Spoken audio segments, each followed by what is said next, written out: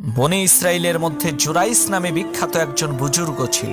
একদিন তিনি নামাজ পড়ছিলেন, এমন সময় তার মা ইবাদতখানার বাইরে থেকে তার নাম ধরে ডাকলেন। মায়ের ডাক শুনে জুরাইস চিন্তা করলেন তিনি মায়ের ডাকে সাড়া দিবেন নাকি নামাজ পড়বেন। তিনি সিদ্ধান্ত নিয়ে ফেললেন নামাজ পড়বেন। জুরাইসের মা রাগান্বিত হয়ে বলে উঠল, হে আল্লাহ, তুমি জুরাইসকে বেশ্যার মুখ না দেখিয়ে মৃত্যু দিও না। কয়েকদিন পর একজন সুন্দরী মহিলার বাচ্চা জন্ম নিল। লোকেরা তাকে জিজ্ঞেস করলো এই বাচ্চার বাবাকে। সে বলল এটা জুরাইসের নাজায়েজ সন্তান। এই কথা শুনে লোকেরা জুরাইসকে ভণ্ড দরবেশ মনে করে তার ইবাদতখানা ভেঙে চুরমার করে ফেললো। এদিকে জুরাইস আকাশের দিকে দুইখানা হাত তুলে আল্লাহর কাছে বলল, হে আল্লাহ, তুমি আমাকে মানুষের সামনে অপমান অপদস্থ করো না। শত শত মানুষের সামনে জুরাইস বাচ্চাটিকে বলল, তোমার বাবাকে বলো।